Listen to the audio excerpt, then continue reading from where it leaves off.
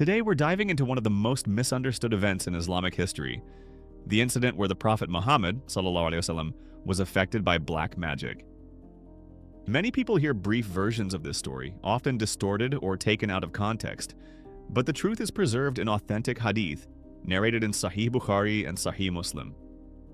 In this video, we will explore what actually happened, why it happened, and what powerful lessons Allah wants us to learn from it.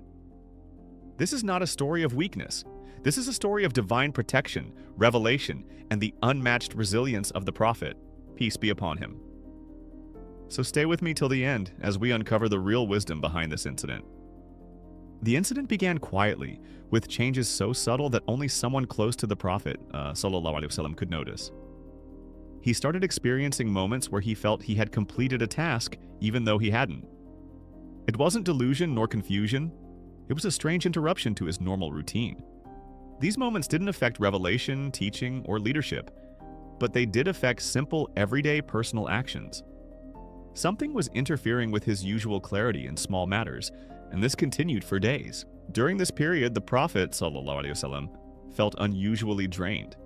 Not sick, not injured, just a persistent fatigue that had no physical cause. His companions noticed he wasn't moving with the same lightness and energy, though he continued his mission without fail. Behind the scenes, an object had been prepared in secret. Hair from the Prophet ﷺ had been tied into knots and hidden away in a specific location. This was not guesswork. This was deliberate and carefully crafted magic, done with the intention of causing confusion. But the Prophet ﷺ didn't know any of this yet.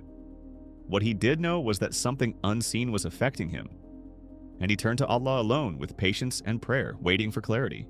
The turning point came when the situation reached its peak. That's when Allah sent the guidance that would reveal exactly what had been done, where it had been hidden, and how it would be undone. One night, after days of quiet suffering, the Prophet ﷺ saw a dream unlike any other. In this vision, he saw two angels descending. One stood near his head, the other near his feet. Their conversation unfolded as if they were discussing a case, step by step. One angel asked, "What is troubling him?" The other replied, "He has been affected by magic." Then came the details, not revealed to anyone else, only to the messenger of Allah, peace be upon him. What was used, who was behind it, and where it had been concealed. The angels described the exact location, a hidden spot deep inside a well called Darwan. But this was only the beginning. After this dream, Allah revealed two powerful surahs to the Prophet ﷺ, verses unlike anything revealed before. They weren't commands, stories, or laws. They were shields. Surah Al-Falaq and Surah An-Nas were sent down specifically as divine protection, a heavenly cure against every form of harm, seen or unseen. These surahs directly address the forces behind the spell, the darkness, the knots, the envy, the whispers. And when the Prophet ﷺ recited these verses, each line wasn't just a prayer, but it was an unraveling, a breaking of every knot that had been tied against him. With every verse, the invisible chains weakened. With every word, the spell began to lose its grip. These two surahs became the ultimate protection, not only for him, but for every believer until the end of time. After the revelation in the dream, the Prophet ﷺ now had clear guidance. He didn't need to search blindly or question endlessly. Allah had already shown him the exact location of the object that was causing him harm. A small group of companions accompanied him to the well known as Darwan. From a distance, the well looked ordinary, but as they approached, they noticed something unusual. The water inside had a strange, darkish tint, and the surrounding date palms appeared as if their tops had withered, a sight that matched exactly what the angels had described. The Prophet ﷺ instructed the companions to retrieve the hidden object. They lowered someone inside who began searching the depths of the water and the sides of the well. Within moments, they discovered a tightly wrapped bundle, secured in threads and tied in multiple knots. When they opened the bundle, they found items unmistakably connected to the Prophet, peace be upon him. Strands of his hair, with the teeth of a comb he had used, and a string knotted repeatedly with a precision meant to bind and harm. These were the tools through which the spell had been cast. Nothing dramatic, Nothing supernatural to the eye, just simple objects manipulated with malicious intent. The companions brought the items to the Prophet, peace be upon him, who confirmed that this was exactly what had been shown to him in the dream.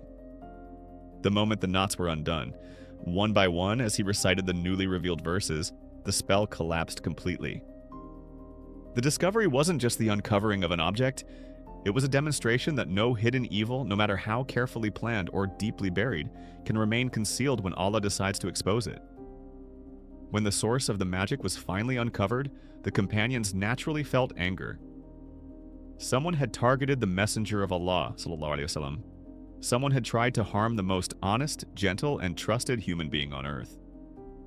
Many of them were ready to seek justice immediately, but the Prophet, peace be upon him, reacted in a way that stunned everyone. There was no outburst, no desire for revenge, no harsh commands. Instead, he remained calm, remarkably calm, the kind of calmness that only comes from complete trust in Allah.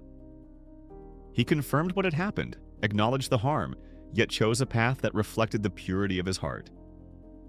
When the companions asked whether the person who cast the spell should be punished, the Prophet ﷺ replied, "No, why?"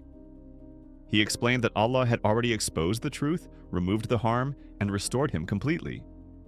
The purpose of this trial had already been fulfilled. Punishment would not bring any additional benefit. In some narrations, it's mentioned that he did not want to create further fear or conflict among the people. And so he forgave. He forgave the one who had secretly plotted against him.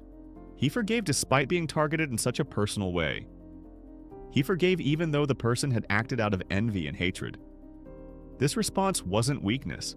It was a demonstration of prophetic character, mercy in the face of wrongdoing, restraint in the face of injustice, and complete reliance on Allah instead of emotional reaction. The Prophet, peace be upon him, taught his ummah a powerful lesson that day. When Allah protects you, you don't need to seek revenge. His justice is enough. This incident wasn't preserved in our sources just to tell a story from the past. It carries lessons that speak directly to our lives today.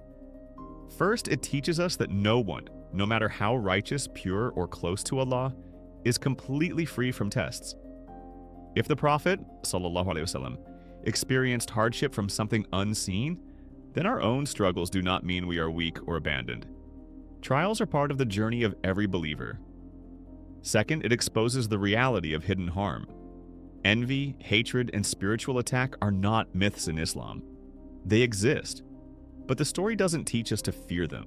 It teaches us where true safety lies. It reminds us that protection doesn't come from talismans, superstitions, or human powers. It comes from Allah alone. Third, this event shows the power of revelation, not just as guidance, but as healing. The Quran is not symbolic. It is active, real, and protective. Surah Al-Falaq and Surah An-Nas were given to us as shields. Reciting them isn't a ritual, it is a direct connection to divine protection that breaks fear, anxiety, and unseen harm.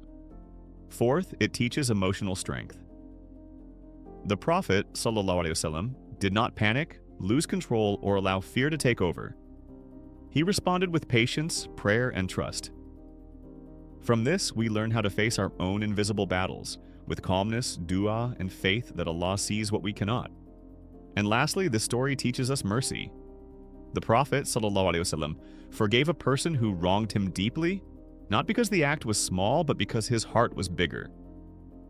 In a world where grudges destroy families, friendships, and communities, this incident reminds us that forgiveness is a mark of true spiritual strength. These lessons are not just meant to be heard, they are meant to be lived. Before we conclude, it's crucial to clear the misconceptions that many people still have about this incident. Misunderstanding this story can lead to doubts, so let's address them directly. First misconception, did the magic affect the Prophet's revelation? Absolutely not. The Prophet ﷺ continued receiving the Quran with complete clarity. Revelation, guidance, and religious teaching remained untouched. The magic only influenced small, day-to-day personal actions, nothing related to Islam's message or mission. Second misconception, does this incident show weakness? On the contrary, it shows strength. Allah allowed this event to demonstrate that His prophets are human beings who experience trials, yet they remain protected in their mission. It shows that harm can reach a believer's body, but never their soul when they are under Allah's care. Third misconception: if magic affected the Prophet ﷺ, then anyone can control him. This is completely false.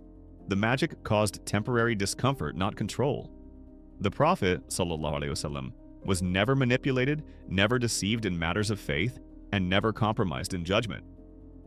Allah exposed the plot, revealed the cure, and restored him fully, showing divine supervision over his messenger. Fourth misconception: magic is stronger than a believer. This story proves the opposite. Magic exists, but its power collapses the moment Allah exposes it. It cannot override divine decree. It cannot harm a believer beyond what Allah permits, and what He permits is always for a greater wisdom.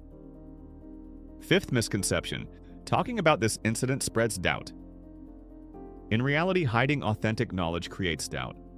Understanding this event strengthens faith.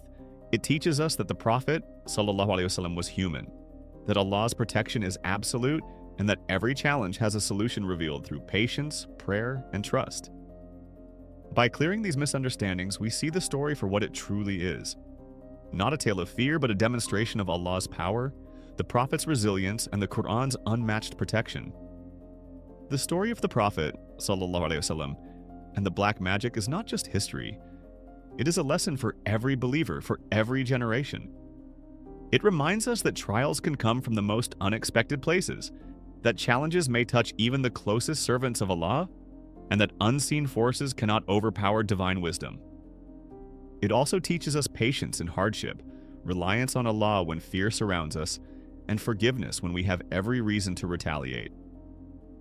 The Prophet, peace be upon him, showed us that true strength is calm, measured, and rooted in faith. And above all, it shows the power of the Qur'an, words of Allah that shield, heal, and protect. Surah Al-Falaq and Surah An-Nas are not just chapters in a book. They are living guidance meant to guard every believer against harm, seen or unseen. So the next time you face difficulties, whether visible or hidden, remember this: Allah's protection is real, His wisdom is perfect, and His guidance will always reach you just as it reached His beloved Messenger ﷺ. May we follow his example, trust in Allah, and find strength in the words He revealed. If this story touched you, reflect on it, share it, and let it remind you of the mercy, power, and protection of Allah in your own life.